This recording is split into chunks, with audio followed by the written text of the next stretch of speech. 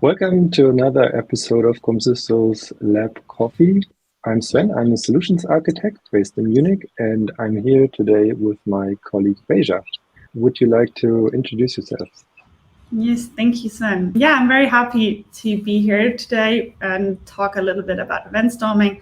In my main job, I'm a software developer at Comsysto for 3 years now.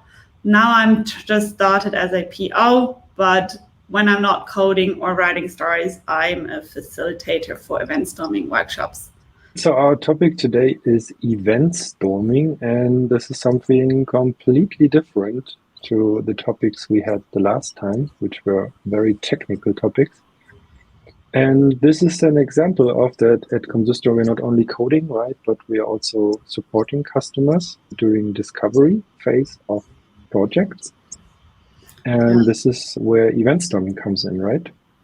Yeah, so it's not only about writing good code, but it's also about what actually to write the code about. So if you don't know what you actually want to build, it's always hard to you can be really excellent technically, but if the domain is not clear, it's still hard.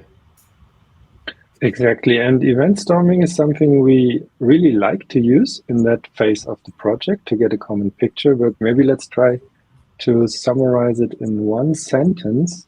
I would say it's like a collaborative modeling method that you do with a bunch of people in front of a large wall. What do you think? I would summarize it as the creation of a shared understanding and a holistic view of the domain across all stakeholders. Before we go into detail on how does event storming work, maybe let's talk first a little bit about why we're doing it, right? So, and what event storming is especially good at. So we have this nice picture we sometimes use with the elephant. What's this about? Yeah, so basically a problem that many companies, especially the larger the domain or the larger the company is, the more present is this problem that we have many different teams or people that have many different views on the same domain. So there might be the sales department or operations or tech teams that all see different parts of the elephant or the domain, and they might think, yeah, this is a tree or this is a wall or rope, but it's hard to see the whole elephant. And where the event storming comes into place is that we try to create a common understanding and a shared understanding so that everyone that somehow has to deal with this elephant, so with this domain, that everyone has the same understanding and finally sees the whole elephant to really be able to know where do my parts fit in and to have a shared understanding and to get also which bits and pieces are maybe also missing. Did everyone have an idea of, for example, where does the ear of the elephant belongs to and why do we actually need it? And in the end, to aim for the same goal and to be able to really build a product that makes sense as a whole. And often we see this communication problem that you have a lot of proxies and intermediate people between what actually needs to be built and what people understand or what they want or what they actually do build in the end, right? True. Yeah, especially it's like there's this famous quote of Alberto Branolini, who developed event storming, that it's it's the assumptions of the developers that come into production and not the knowledge of the domain experts. So everything can be refined and specified very in detail, but it's super hard. The devil lies in the detail. It's super hard as a developer to really know the whole problem. And by understanding and by seeing the whole elephant and seeing the whole domain, it's easier for each dev to really anticipate what is the actual knowledge and what is it about, and also to know to whom to talk about if you want to spend a day together in the same workshop. Exactly.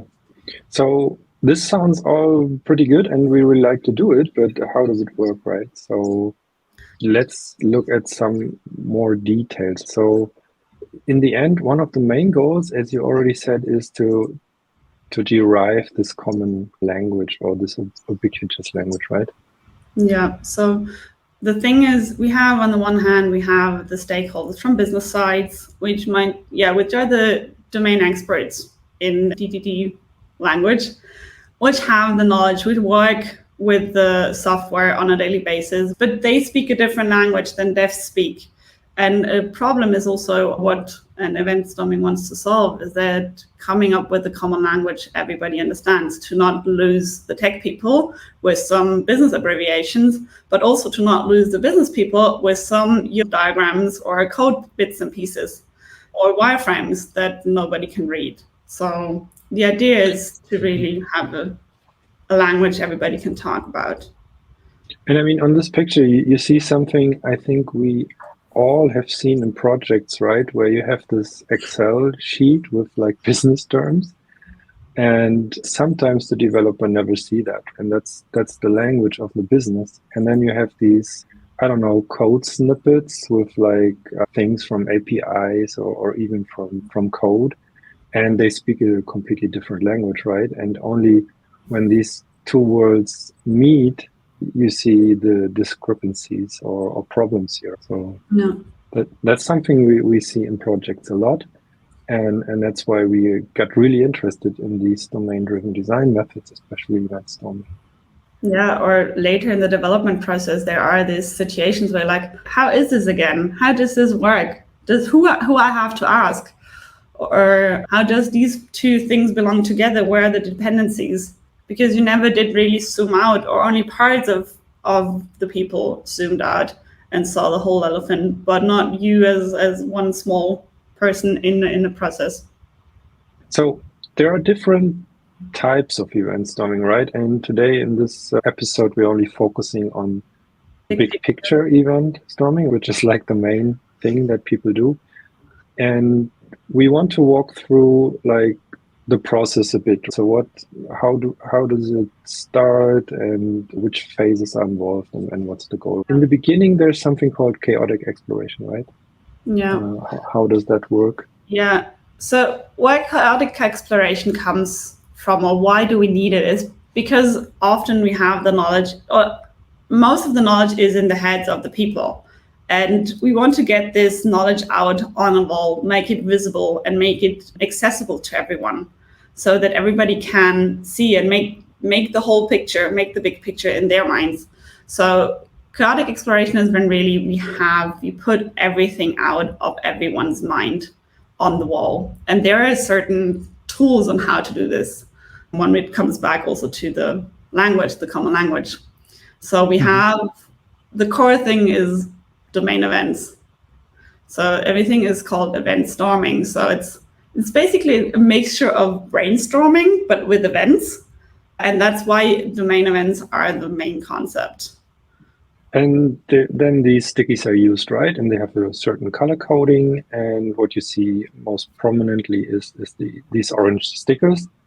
And these stickers are the ones that we use the most, right? So usually when we do it on site, we bring like a large suitcase full of these stickers. You can never have enough. You can never have enough. And you also have a large wall where you basically have enough space so that everyone can really brainstorm and start writing these events. And also there's an important notion that it's the domain event. That means something that happened in the past and needs to be written in a certain style. This small detail about that it's written in the past is necessary because this helps us in our minds to really think of events that happened, something that really occurred. And then you can think of, hey, this occurred, what occurred next, or what needs to have happened before. And this just makes it more easier for us to think, to not miss events in the view, and to really have this holistic and have a complete overview. Mm-hmm. There are other things here that you could use. We will not go into detail here, but there are other colors you could already use in the big picture event storming, like hotspots for problems or opportunities when you find places where you identify possible improvements or opportunities, and also these actors, right, where you can define a little bit like who is the originator of that event.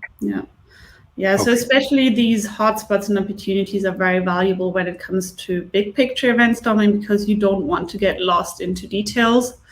And then you can mark them accordingly, say, hey, this is hotspot, we need to talk about it later, or this is an opportunity where we should have a deeper look into in another session with maybe also a smaller group, and then you can zoom out again.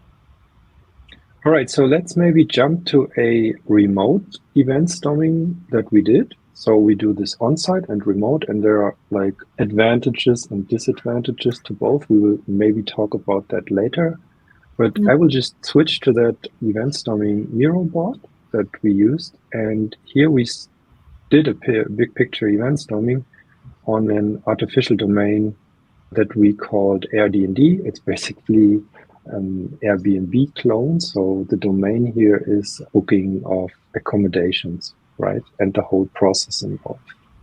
And this is like an example of how it can look like at the end of a big picture event storming session. And we want to walk through like all the steps that are done usually, starting from the chaotic exploration going to the next steps. And the first thing that you notice with the end result here is that there is a timeline. So time flows from left to right. And we try to kind of get the events in a timely order, right? Yeah, so the challenge is in this event storming session, you have in the beginning, you have this chaotic exploration, you have this brain dump of everyone, but then to really sort this out and bring this in a view that it's graspable for everyone. And this is the challenge that we want to solve together. And this is where these swim lanes can help, or where then in the end, when you come up with the bounded context, say, okay, this is where the booking process happens, or this is where the filtering happens, maybe, or the checkout. So we have some snapshots of this board that we took during the process of event storming it. And we just want to walk through this a little bit. So we have a snapshot that we took at apparently 11 a.m., which represents the first initial version of the chaotic exploration, but it's already placed in this timeline, right? Yeah. So we have lots of orange stickers. They are clustered. We still have duplicates here, like host contacted came up probably by a lot of people. And then we kind of see the flow of events going through the timeline. So that's usually the first result you get during one of these sessions. You also see that we have different colored post-its on the bottom. These were the post-its where everybody just had their brain dump, which we then tried to aggregate and try to bring on the timeline to really enforce the timeline, to go through it. Does it make sense? Are these ordered? Because in the beginning, when everybody just tries to put down what they know, they don't have to care about what happens after each other. This is then done collaboratively with everyone. So that's one thing already we can maybe share, which worked quite well also on site, right? That people get their own corner in the room, actually, like in the physical space, or here on the Miro board, we have unlimited space. And then everyone kind of starts on their own, brainstorms a bit, and comes up with lots and lots of domain events. And then we somehow try to cluster it and organize it. I think that worked pretty good for us, right? Yeah. And then when organizing, there are different methods how you can organize it. So the first one that we did is to bring it on a timeline, try to sort it. But also the second one, that there are already some icons on the top. They're like milestone or chapters, which we try to use to also organize it a little bit for the people to sort the post-its along the timeline to know, okay, here's a chapter starting or a milestone, and they're like the handover of the keys or the payment to get it a little sorted out, especially when you have a lot of people. Like we did once an on-site event storming with 45 people. You need to give them some kind of guidance on where to put their post-its on the timeline. Exactly, and that's already when we see discussions start, right? Because this clustering and coming up with, like you called it, chapters, that's already where we see discussions starting, and that's exactly what we want to trigger, right? At this point also already. Yeah, so this is some very valuable thing that is happening like in the background, that really people exchange their opinions on their views, that people talk to each other, that you also have some kind of team building going on. and then between the different silos and different teams that take part in this event storming session. So what would the next step be? Let's have a look. So I think this is 1 hour later at 12. So at noon, we already see a lot more structure, but we also see these green kind of sections here, right? I will actually start a little bit before the timelines for the swim lanes, because what we did there is that we introduced actors, and we had different actors. We have the host, we have the guest, and we also have the system. And we tried to introduce them first, sort it a little bit more out, who's actually doing what, to get more the bigger picture. And then when we had that, we started to introduce pivotal events. A pivotal event in time where really something changes. So we have a before and we have an after. So for example, when the payment is done, then we have a contract between the host and the guest, for example. So these pivotal events mark a really hard cut in time where you also might get a different view on the same object. So this could be, for example, the flat that you want to rent in this Airbnb. So before you maybe are interested in how does it look like, how many rooms does it have, in which area is it? But when you then sign the contract, so to say, you did the payment and you're really going to that flat, you might be interested, how do I get my keys? Where is the address exactly? These are different attributes from the same object, but depending on where you are, if you are before or after this pivotal event, there are different aspects that might be interesting. And these can be then also, when it comes down to software, modeled differently and might indicate, okay, these are just really different bounded contexts. And I think the important point here is that this is actually happening in the real world. This is actually happening in the real domain. And that's something you want to discover here. And that's something you want to represent later in your system. Yeah. So in the end, these pivotal events identify one event exactly. And here we already see that sometimes it's really hard to pinpoint, right? Which of these events is it exactly? And I remember that we also had discussions or mapping sessions where we introduced new events, right? At this point, because we discovered, hey, the events we have here represent something pivotal, but we haven't really found the right name for it. Yeah, basically with every new concept that you introduce, you can come back to really finding new events. So when you introduce actors, you see, oh, I'm missing this or that event. Or when it comes to swim lanes or these milestones and chapters or pivotal events. Or when you then try to really tell the story, to really do the forward narrative, you find new events. And this is what makes it so special or so valuable in the event storming. Then you really try to discover the whole domain. You can also do a backwards narrative. So go from the back to the front and see, okay, what needs to have happened before to discover new events and to see, do we really have everything? So you already mentioned like the walkthrough or narrative. I think we need to explain that a little bit. So that's also one of the elements of big picture event storming, right? So we had the timeline and the chaotic exploration and the swim lanes and the pivotal events. And then in order to kind of validate or verify that we are on the right track, I would say, you use this walkthrough. So someone from the audience or also a moderator could try to really go from left to right, or as you said, from right to left and try to tell the story. Yeah, and it's really important that, so the good thing when the moderator tries to do that, as he does not know, or mostly does not know the domain that much into detail, he really can only tell what is written on the wall and not talk about any assumptions. So it's really necessary that everything is written down, that it's accessible for everyone.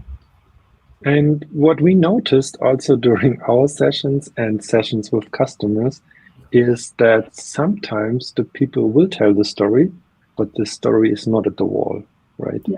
So that's something very interesting because they start to tell the story as it is in their mind, and that's a very important point. It's not yet on the wall, right? Yeah, and then it's a challenge or the task of the facilitator or moderator to really bring back, hey, is this something that we already have on the wall? And if not, to write it down again, or to put a hotspot maybe to say, okay, here we have to look more into detail. What are we missing? And here I would also say maybe again that on-site is king here, right? It really has advantages because you already see people that have the wall in the back, right? And they're talking to the audience, and they're not looking at the wall. They're just telling some story, but they're not using the board. So that's something we also noticed. All right, let's switch to the final picture that we had a look before. And we noticed it looks very similar, right? We have these chapters up here that represent like the steps that we identified in this whole process.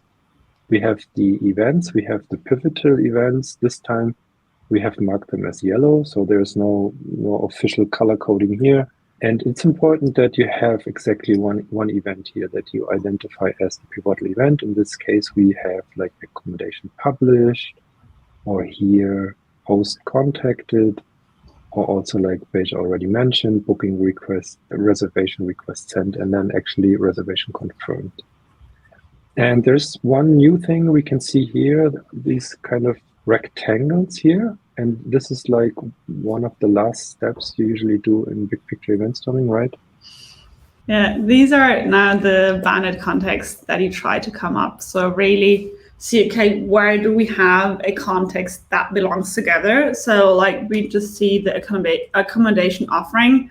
So this is one thing that really belongs together. So, okay, the host really, when he has to put his accommodation on the Airbnb, he has to do this whole offering. And this is one thing that is encapsulated and that is coming, like it's a separate context of the trip planning that is coming afterwards. So we have this handover in between, and this is where the pivotal events can come into place.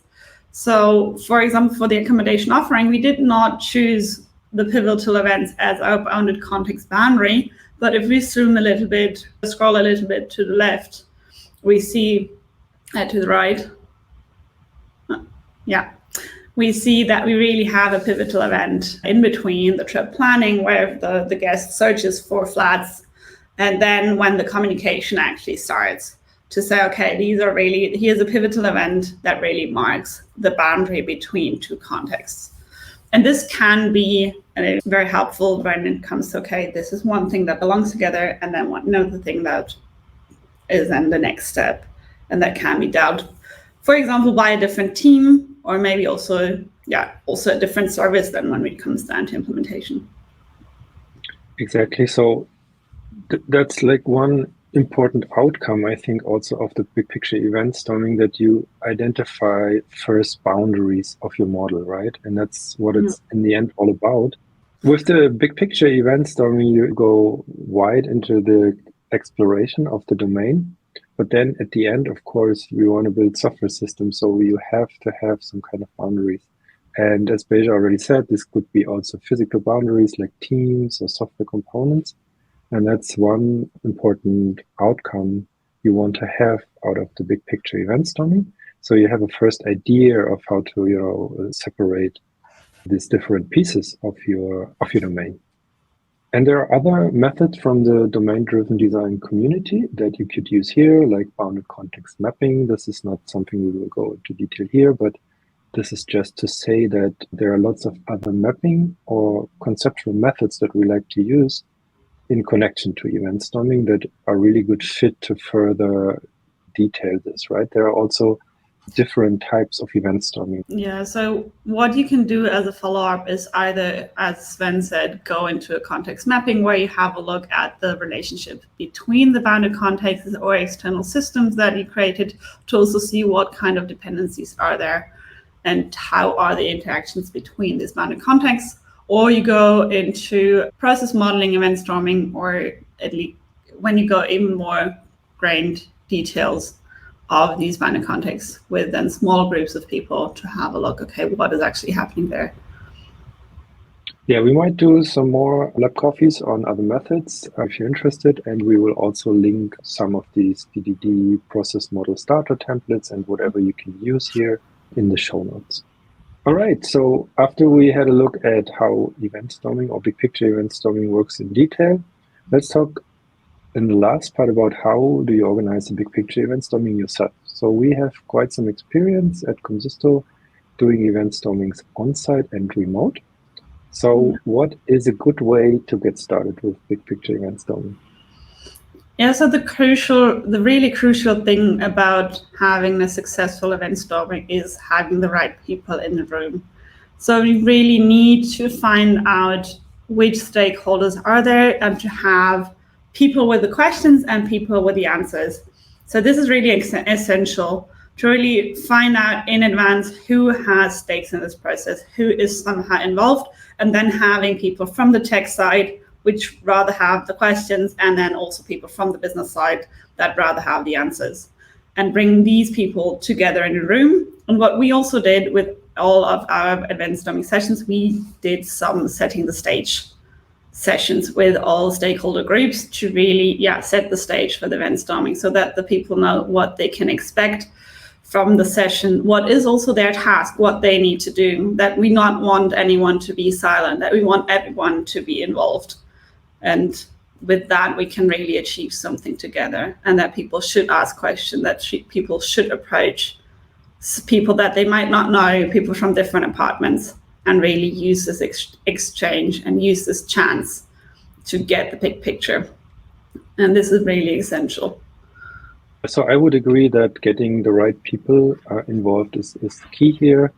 Also, we did something called setting the stage interviews, where we set up smaller group calls with the people to get to know them a little bit better beforehand, but also to give them the chance to ask questions about the process and just get like a little warm up on this whole method. Yeah. This is also something that takes a little time, but it was very valuable for us to do a good facilitation of the event. Yeah, definitely. You get the people in the right mood, and that they really have to participate and do their part, and that it's a chance to really contribute. Yeah. And event storming remotely also does work, but it of course has a lot of limitations that you have to be aware of. So I think we wouldn't recommend it for teams that are not used to do this together or that rarely know each other, right? Because this would be especially hard remotely. And we also discovered some problems with, like, you shouldn't do long sessions remotely, right? Yeah, so we did like 2 hours of storming sessions, and then but over a couple of days every once in a while, because otherwise you just lose the people and their attention. And also it's about having smaller groups. So remote event storming, I did this once with my team, and this worked really well with a small team and a couple of stakeholders, like 6 to 10 people maybe, but everything above 10 I would not recommend in a remote format. But on site, yeah, we had between 12 and 45 people. And this is perfectly feasible because you have these discussions ongoing on, and you really want the discussions between the people in an on-site format. Key to on-site, I think, is that you need to prepare the room. So the room needs to be suitable for this. So no chairs, no tables, lots of space on the walls. And we also had good experience with this background paper here that you could use. So you could actually, you're not directly using the stickies on the wall, but you're doing it on these paper rolls. And this also has some advantages. You can cut them, or you can move large pieces of the map around. Yeah, and another thing, Sven, you already said it about having no chairs in the room, as you want to have the people in front of the wall really writing down post-its, reading post-its of other people. We had the best experience if you just have standing tables where the people can write the post-its, but no opportunities to sit, and also no laptops are wished within the workshop, so that really people are on site and are present and really focus on what we do with the whole group. All right, so that concludes our first episode on event storming. I really had fun. Thanks everyone for listening. If you have comments or you want to learn more about event storming or all the domain-driven design methods, you can leave comments in the YouTube video, of course, and you will also find our contact emails and Twitter handles and whatever in the show notes. So you can, of course, contact us if you're interested in event storming, want to learn more about it. or even want to use it at your own company. So thanks, Beija, for joining, and I hope I see everyone in the next episode of Lab Coffee. Bye. Thank you. Bye.